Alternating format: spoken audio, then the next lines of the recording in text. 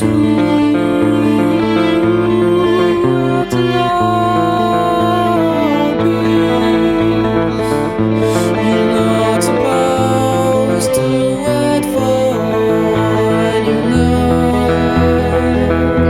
couture. Donc le nom de ma chaîne c'est Agathe Power of Tricot parce que habituellement je fais quand même beaucoup de tricot et puis comme je me suis mise à la couture, je vous propose aussi ce que je fais. Donc aujourd'hui je vous propose la robe Lola en version hiver. Donc c'est une version d'Apolline Pattern. Je l'ai faite en version hiver, donc matelassée. Ensuite la robe aussi d'Apolline Pattern, c'est la robe Céleste. Hop, donc c'est une robe que j'ai prévu de faire pour mon mariage et donc là c'est la robe test mais en soie tout de même. Liberty, oui oui oui. Hop, et puis à la fin je détaillerai un petit peu plus la petite robe verte que j'avais faite en wax. Donc comme elle est très imprimée, c'est difficile de voir, mais je vous la détaillerai un petit peu plus pour mieux, parce qu'on me l'a demandé. Voilà. Et ben c'est parti. J'enfile la robe Lola et c'est parti. Alors voilà la robe Lola, donc elle est reconnaissable par les festons. Voilà. Donc j'ai fait, alors je vous montre tout et puis après je vous détaille.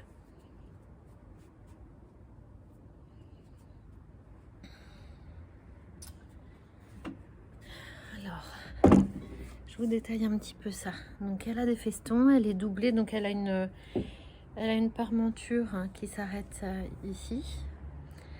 Donc elle est doublée devant et derrière. Elle a une parmenture devant et derrière. Sinon tout le reste c'est simple, c'est un tissu simple, pas doublé. Donc pas évident de bien donner la forme des festons avec ce matelassage là. Le matelassage je l'ai acheté chez Ikati Couture. Donc voilà, donc voilà, derrière elle est assez simple, j'ai fait la version en fait c'est cette robe là on peut décider de faire les festons devant ou derrière ou les deux d'ailleurs si on désire, mais ça risque de tomber. Donc c'est une robe qui a des pinces ici et puis sinon elle est c'est une robe un peu trapèze. Alors, je vous remontre. Voilà, elle est un petit peu trapèze, vous voyez. Hop. Voilà. Donc voilà, je voulais une robe vraiment d'hiver qui me tienne relativement chaud, donc j'en suis ravie, elle est très bien. Elle fait le job. Moi je fais pas les manches longues parce que je mets un gilet supplémentaire si je veux, mais là on va dire que pour une soirée d'hiver dans une maison pas trop chauffée, elle est parfaite. Voilà, j'ai pas trop chaud. J'ai pas trop chaud non plus en intérieur parce que c'est ça aussi le risque des robes qui sont trop épaisses par exemple. Donc voilà, qu'est-ce que je peux dire? Donc là il y a elle a un petit effet bouffant parce qu'elle a des petites fronces ici. Et après les manches sont droites. Dans le patron on peut avoir sans manches, manches courtes ou manches longues. Donc moi j'ai fait manche j'ai rallongé les manches courtes pour qu'elles arrivent là où ça me plaisait en fait. Ensuite, qu'est-ce que je peux vous dire? Donc oui, pas facile de donner la forme au feston parce que c'est doublé, que c'est un tissu épais quand même, donc c'est pas évident.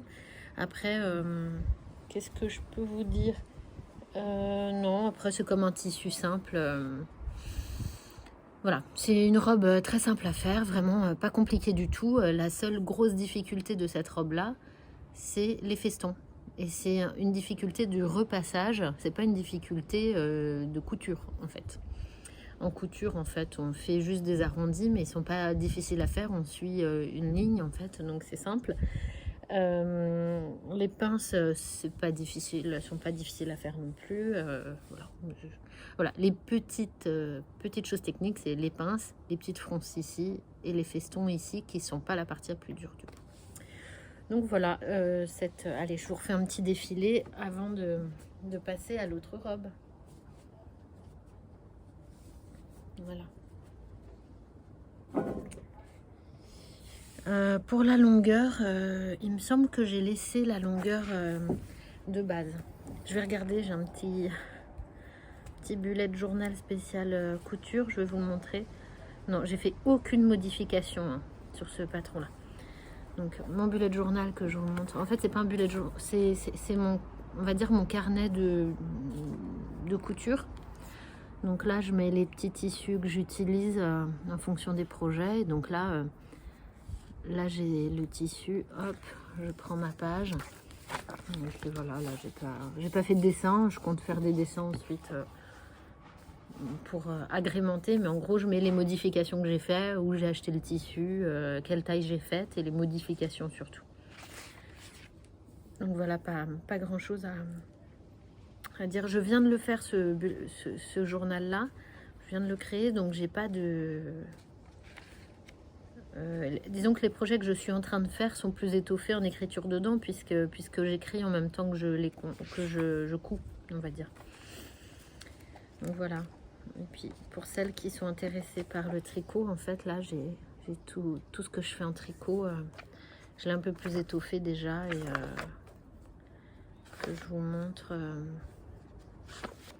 voilà ce que ça donne. Donc je mets les fils utilisés, puis là par exemple c'est un jacquard,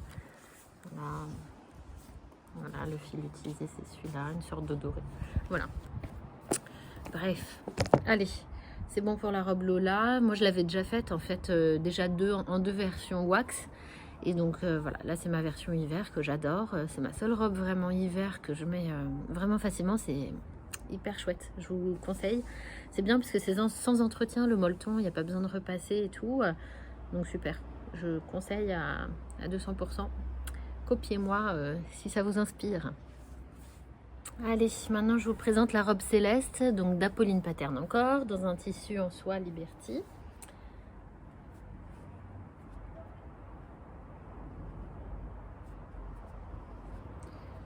Voilà. Donc là, comment je vais faire pour vous montrer la longueur? Je l'ai raccourcie, enfin j'ai fait un entre-deux. Voilà, je voulais qu'elle soit relativement longue.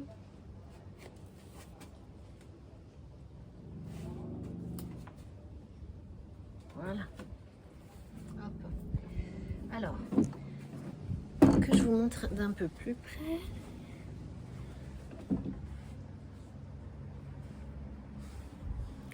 Voilà. Donc en gros, qu'est-ce qu'il faut comprendre? Vous avez donc des mancherons qui sont pas des manches complètes. Donc on a des mancherons qui font la moitié de l'épaule. On a donc un buste, deux demi derrière, une ceinture et une jupe. Une jupe qui s'attache à l'arrière par une fermeture invisible, une fermeture invisible, et donc le dos qui se ferme par des boutons. Alors, cette version-là, elle est bien accompagnée par vidéo, donc, et elle est entièrement doublée. Pas la jupe. La jupe, je l'ai pas. Si, la jupe est doublée et le buste est entièrement doublé. Moi, j'ai fait des pinces ici, mais on peut choisir de faire les pinces là. On peut choisir de froncer un petit peu le devant, si on désire. Quoi dire d'autre? Donc, la version mariage, bah, vous la verrez. J'ai fait une autre version pour ma robe de mariée. Et donc là, c'est ma version test pour voir si les pinces tombaient bien, si la taille de la robe tombait bien. Donc moi j'ai fait quelques modifications. En fait ici je fais bien 36, mais au niveau de la taille ici je fais plutôt un 40. Donc j'ai taillé mon tissu pour être voilà, pour que ça rejoigne à peu près les entre-deux tailles selon les endroits. C'était pas difficile, hein, c'est juste des petites différences. Par contre, c'est la ceinture qu'il faut pas oublier de rallonger et de vraiment penser à ajuster, mais c'est pas quelque chose de difficile à faire. On s'y retrouve bien et les tissus s'adaptent quand même relativement bien. Les grosses difficultés, c'est pour avoir, ensuite je vais l'enlever puis je vais vous montrer. En fait, ce qui est intéressant dans cette version-là, c'est qu'elle est faite pour que l'intérieur comme l'extérieur, il n'y ait aucune couture visible.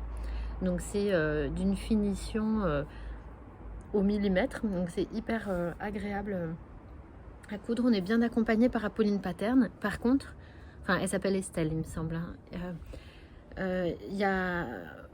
C'est quand même pas pour les débutants, dans le sens où moi je m'estime pas confirmée non plus, mais il faut avoir on est pris par la main, mais pas à pas pour chaque micro détail. C'est-à-dire que c'est à vous de penser, de surfiler, c'est à vous de... Voilà, les choses basiques de ce type-là, elle le répète pas. Donc moi, quand j'étais débutante, il fallait tout me dire. Je ne connaissais rien à rien. Donc là, c'est pas adapté à ça. On va dire que c'est un niveau... quelqu'un qui a déjà fait une chemise, même si elle n'est pas parfaite, grosso modo, il s'en sortira avec ça. Voilà, donc il faut quand même un petit niveau... faut déjà avoir essayé des choses plus complexes que la robe de base simple. Là, c'est le fait aussi d'avoir peut-être la doublure sans couture visible. Bon, après, Estelle donne le choix dans son patron de faire avec ou sans doublure et doublure visible ou non.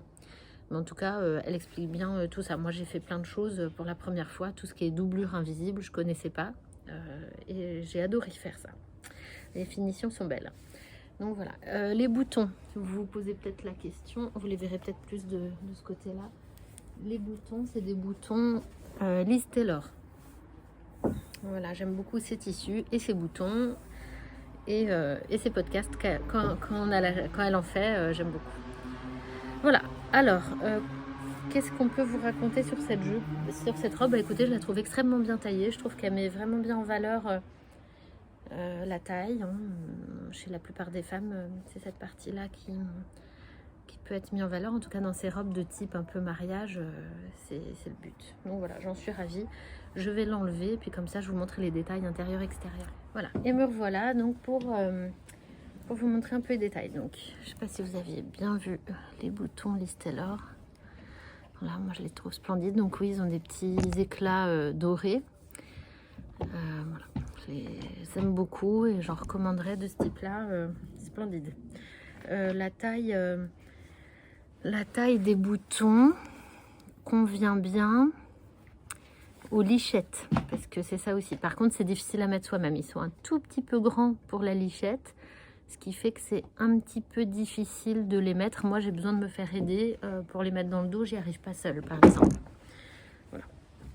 Mais ça passe. Donc je vais vous montrer l'intérieur. Donc j'ai mis une sorte de voile de coton, il me semble, à l'intérieur. Voilà. L'avantage, c'est qu'on va bien voir les finitions. Donc il y a une seule finition visible et c'est dit. Alors, ah oui, il faut prévoir un biais pour la manche, assez long. Donc vous voyez, il passe même sous le mancheron et il passe... voilà, l'intérieur. Voilà. Donc la seule chose visible, ça va être ça, les points de finition.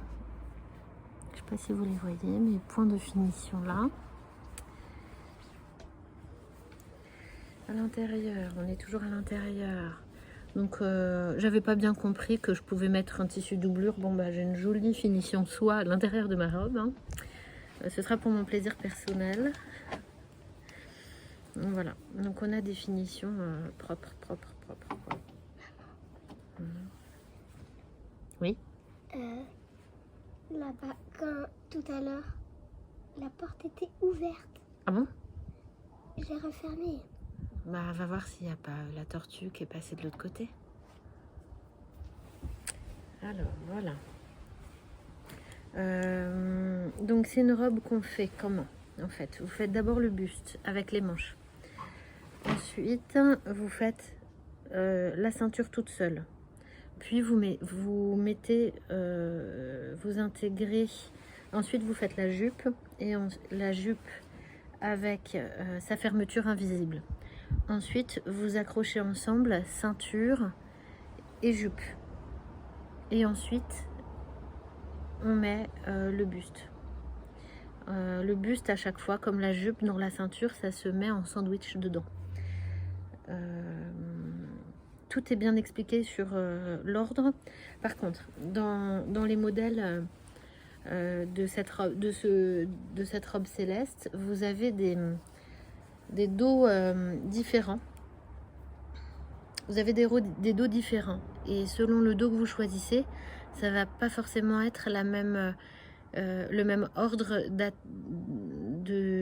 d'attache, enfin de raccord. Par exemple, pour ma robe de mariée, je fais un dos nu complet. Et donc, on accroche le buste à la ceinture avant de mettre la jupe. Voilà, il y a des petites choses qui peuvent changer comme ça. Qu'est-ce que j'ai noté? Ah oui, faut que je vous note toutes les petites choses, les modifications. Donc oui, pour le buste, donc moi j'ai fait en taille 38 et j'ai rajouté un demi-centimètre à la taille de chaque côté. Maman, je l'ai pas vu, mais en même temps c'était ouvert depuis avant-hier. Faut bien que ce soit fermé, t'as pas dû refermer correctement la dernière fois. Va bien vérifier partout, même dans les buissons. Mais moi je veux pas le faire. On risque de la perdre, tant pis. Je m'en occupe après, peut-être, si j'ai le temps. Mais il faut que tu prennes soin des animaux. Moi, j'aime pas chercher toute seule. Ok, on verra ça ensemble après, mais ça serait bien que tu commences un petit peu. Et j'arrive après, quand je finis. Les joies des vacances scolaires, en fait. Alors, j'en étais aux choses que j'ai... Alors, ma fermeture invisible, moi, je l'ai achetée au marché parce que j'ai même pas de mercerie chez moi. Les boutons Listelor. Ma doublure, elle vient de chez Mondial Tissu et c'est un voile de coton, il me semble. La ceinture, pour ma part, j'ai rajouté 3 cm. Ou plus. Je crois que j'ai rajouté 5 cm de plus en ceinture, hein, quand même. Qui est à ajuster après, mais voilà, moi qui n'ai pas une taille si fine qu'il aurait fallu pour la taille 38, du coup j'ai rajouté au moins 5 cm en tout. Hein. J'ai fait donc du coup, comme tout est dit dans la vidéo, j'ai suivi la vidéo pas à pas, tout complètement. Pour la jupe, c'est pas forcément dit, mais il faut une demi-jupe plus 2 quarts de jupe. Voilà, c'est pas dit dans la vidéo, ça c'est un truc que les débutants savent pas forcément, mais faut y penser à ça. Voilà, bien pour cette robe. J'ai un joli mannequin, c'était mon cadeau de Noël. J'ai un mannequin réglable. Voilà. J'en suis contente, il me sert bien. Alors, il me sert pas forcément à faire vraiment mes ajustements, mais à pouvoir poser ma robe en attendant.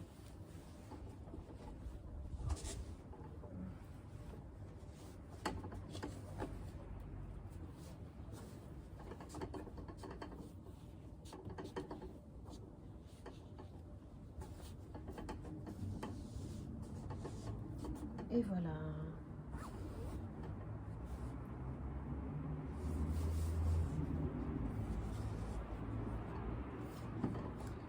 Alors, c'est une robe que je mettrai certainement à un mariage, pour assister à un mariage d'amis. On verra. Je sais pas quand. Vous voyez, moi j'ai fait... Voilà. J'en suis contente. Les tissus imprimés, n'oubliez pas, c'est toujours bien quand on n'est pas sûr de soi. Ça camoufle les petites erreurs. Donc, voilà. C'est une robe, attention, hein, qui est pas facile à attacher seule. Hein. Faut bien avoir ça en tête. Hein. C'est censé être une robe de mariage, donc voilà. Pour vous montrer le temps que je peux mettre déjà en étant à l'aise. Moi seule, clairement, j'y arrive pas.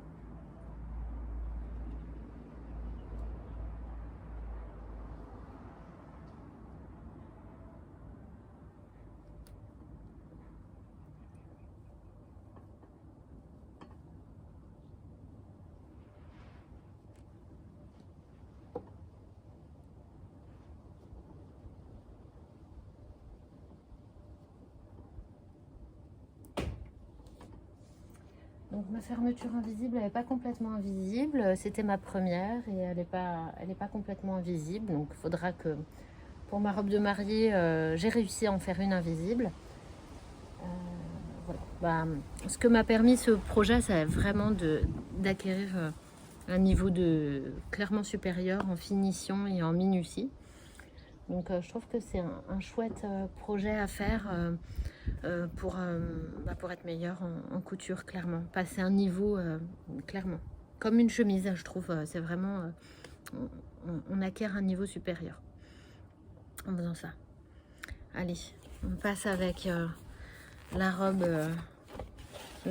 ma petite robe verte. Donc je vous l'avais montré. Et donc c'est une robe que moi j'ai rallongée par rapport au patron de base.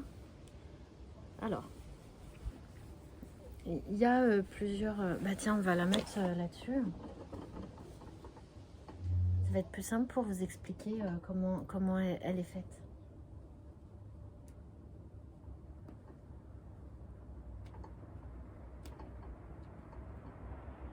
Vous aurez le droit aux façons des façons. Hop là, allez. Voilà, mes filles décorent mon mannequin. Alors.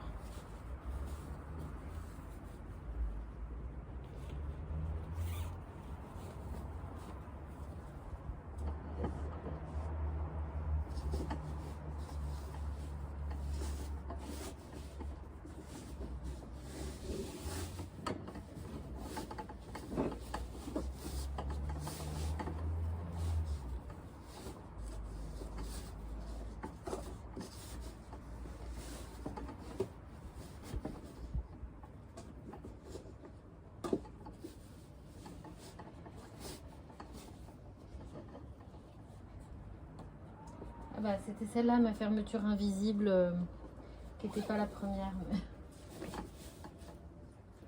en fait, ok.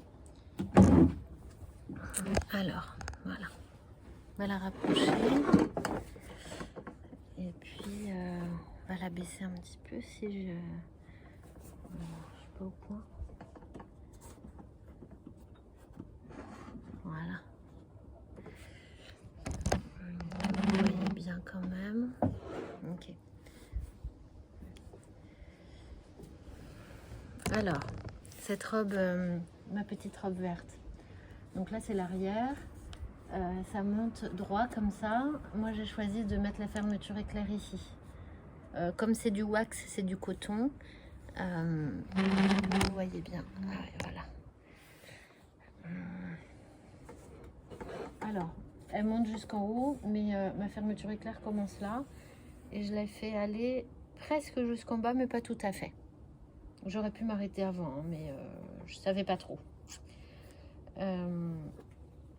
En bas, il y a une petite longueur supplémentaire.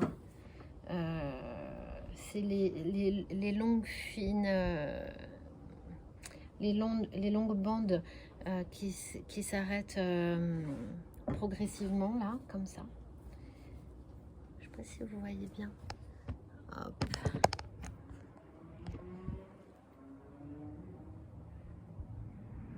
Vous voyez là, ça s'arrête lentement. Voilà. Donc ça, c'est fait pour les finitions du bas.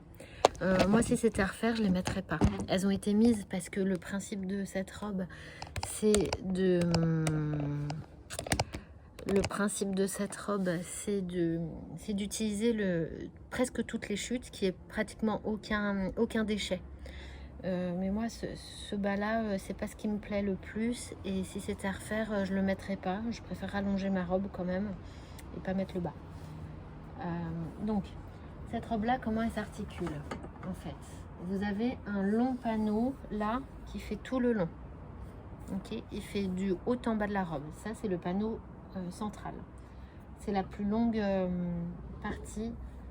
C'est la plus large et longue partie de la robe. Ensuite, vous en avez encore deux longs, là et là. Donc deux demi-dos. Ensuite, ce qui est pas facile à trouver quand on débute, je pense, c'est les demi-dos avec manche en fait. Donc là, ça fait manche et ça va jusque là. Pardon. Alors, j'en étais à la manche. Là, on a, voilà, une demi-manche arrière qui fait aussi une partie du buste. Et on a la même chose devant. Une demi-manche, voilà. Et donc c'est les mêmes morceaux en fait qu'on met en face. Donc pareil, donc on a 4 morceaux comme ça. On a 4 morceaux qui font demi-manche, buste. Après on a deux rectangles qui vont faire les côtés jupes. Donc ils vont être froncés ici. Donc ça, hop, on a un gauche, un droite. Comme ça. Hop. Et ensuite, donc les petits morceaux longs, on en a pour ici. Donc ici, ça fait un peu comme des losanges allongés comme ça. Et ceux du bas, c'est plutôt long et qui se finit un peu doucement comme ça. Et c'est tout. Donc en fait, on fait un petit peu dans le sens qu'on veut. Moi, je pense que j'ai commencé... on commence comment je pense qu'on fait les demi-bustes côtés d'abord. Comme ça, on fait la partie manche et tout. Une fois que c'est ajusté tout ça, après, on peut mettre le devant avec les petites ailerettes ici et ici. Ouais. Alors, l'ailerette là, elle fait de devant à derrière. Hop. Voilà. La fermeture invisible, moi je l'ai vraiment fait à ma sauce. J'ai mis la longueur approximative qui me convenait. J'ai fait un peu à la one again. Pourquoi? Parce que déjà c'est un tissu wax, c'était ma première, donc c'est un peu ma toile si vous voulez. Donc voilà, moi j'aime bien coudre et ne pas trop me prendre la tête en amont, surtout là pour quelque chose comme ça. C'est une robe que je mets, que j'aime beaucoup mettre. Là où j'ai pas réussi à bien fignoler, c'est les coins ici. En fait, j'ai pas, comme vous savez pas par quoi commencer, là mes coins de jupe froncée, ils sont pas parfaits. Voilà, c'est le truc où je pourrais pas vous donner d'indice parce que j'en sais rien. Je pense que la prochaine fois j'y arriverai mieux, mais bon, en attendant j'ai fait ce que je pouvais. Voilà, ce que j'ai changé, je pense, je sais pas si je l'ai fait au cours du rouloté, mais attention, si vous n'aimez pas que ce soit trop près de la gorge, vous pouvez creuser un petit peu ici. Ça gêne un petit peu à la gorge, donc vous pouvez creuser un tout petit peu, 1 cm, ce sera bien. Et moi, j'ai fait des roulotés partout, que ce soit aux manches, voilà, des petits ourlets, je sais pas comment ça s'appelle, des ourlets cigarettes, les roulotés, voilà. Voilà pour ce podcast qui touche à sa fin. Est-ce que si vous êtes habitué à chaque fois, là, après je mets une petite vidéo sympathique composée par mon conjoint et des photos, un petit peu des réalisations couture et tricot du moment et puis des petits moments de vie aussi, voilà, de la période là de début d'année. J'espère que ça vous aura plu. Je vous mets aussi des petites... je vous spoil un petit peu ma robe de mariée. Et puis je ferai de toute façon un podcast spécial robe de mariée, je pense. Je sais pas quand. C'est délicat d'en faire un avant le mariage, qui sera en juillet, s'il a bien lieu. Je sais pas si je le ferai avant ou pas. Peut-être. Et je vous ai pas montré, mais voilà. Là, je vous spoil un peu, mais... Enfin, c'est... J'en ai parlé au dernier podcast tricot, mais voilà, c'est le châle qui accompagnera ma robe de mariée. Voilà, que j'ai fait du coup au tricot. Qui est, voilà, petite réalisation simple en mohair. Enfin, simple, c'est pas non plus pour débutants, mais c'est quand même pas hyper compliqué, quoi. Une fois qu'on a compris le point, on y arrive. Mais la dentelle, c'est peut-être pas ce qu'il y a de mieux pour démarrer, quoi. C'est tout. Bon, j'espère que ça vous aura plu. Je tiens à vous dire que ma maison est pas toujours nickel. C'est pas parce que je fais des podcasts et tout que tout est parfait, qu'on n'a pas toujours bonne mine. Là, je sais pas quelle tête j'ai parce que je suis éblouie par le soleil. Voilà, je prends un angle qui fait que c'est complètement visionnable par vous, mais en fait, voilà, à côté de moi, il y a du bazar que ma fille a mis là pendant les vacances. Je voulais juste vous dire qu'on prend bien sûr l'angle qu'on veut bien dans les podcasts, mais faut certainement pas croire que c'est tout parfait chez nous, vous inquiétez pas. Et quand on a le goût de faire soi-même et qu'on veut y passer du temps, et ben c'est du temps qu'on passe pas non plus à autre chose, y compris au rangement parfois. Voilà, donc c'était pour déculpabiliser celles qui pensent que c'est tout parfait chez les autres, pas du tout. Bah, pas du tout. D'ailleurs, j'ai du rangement que j'aurais jamais fini en temps et en heure, mais bon, petit à petit, on essaye. Moi, quand je dis c'est le bazar, hein, c'est pas un peu. Allez, je vous montre. Hop, ça c'est ma terrasse, voilà. Ma fille a bien joué et je galère à lui faire ranger, mais bon, c'est comme ça. La vie est imparfaite. On y arrivera. Quoi d'autre? J'en parle. Ah oui, j'en parle en podcast tricot, donc je peux vous en parler aussi. Je ne sais pas si ça vous intéresse, mais voilà, c'était pour dire par rapport à la santé. Moi, je suis kinésithérapeute, donc par rapport à la santé, je trouve ça important. Parce que souvent on me dit oui, tu as 3 enfants, comment tu fais pour avoir la ligne et tout. Alors c'est simple, ce n'est pas du tout naturel. Non, dans le sens c'est pas que c'est pas naturel, mais ça vient pas tout seul. Et donc je fais du sport et j'essaie de m'y tenir un maximum. Et j'ai commencé à courir, j'étais au bout de ma vie en courant 1 minute et en me reposant 1 minute et en recourant 1 minute. Et ça je le faisais que 4 fois et j'étais au bout de ma vie.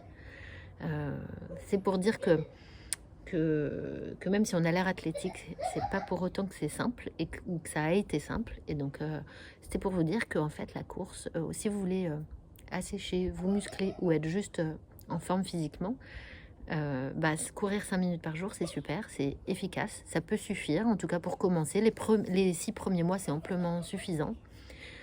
Et en fait, faut d'abord commencer, c'est ça qui est dur. Après, quand on a commencé, qu'on a pris le rythme un peu tous les jours, et ben on essaye de prendre plaisir et de toujours faire assez peu pour avoir envie d'y retourner le lendemain. Si on s'est mis la misère, qu'on a poussé, en fait, on n'a pas envie d'y retourner, donc voilà. Et des petites choses comme ça, celles qui s'y mettent et qui veulent que j'approfondisse les étapes d'après ça, il n'y a pas de souci pour que je vous en parle.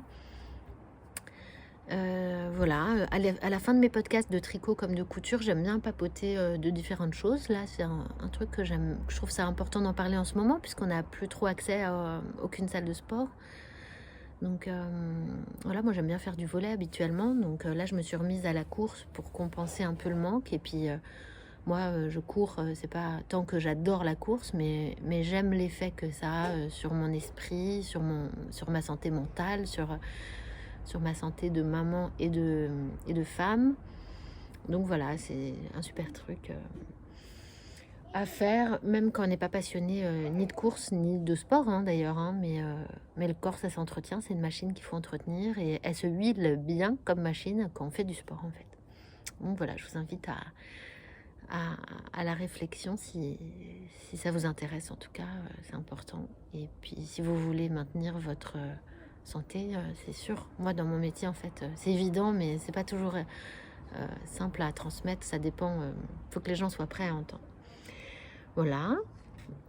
Quoi d'autre? Bullet journal, je vous en ai parlé. Si vous voulez que je vous montre plus précisément et tout, n'hésitez pas. Si vous voulez me suivre, d'ailleurs, je fais pas mal de stories et puis je mets un peu mes réalisations quand même sur Instagram. Donc, je m'appelle Agathe Power of Tricot sur Instagram aussi. Donc, n'hésitez pas à m'y rejoindre si ça vous botte. Puis voilà, je vous souhaite plein de bonnes choses et puis de bonnes coutures surtout. Allez, à bientôt. Coucou. Bon, pour mon bullet journal, donc là j'ai mon calendrier à l'année et là comment s'articule mes do it yourself. Voilà, donc je continue les traits.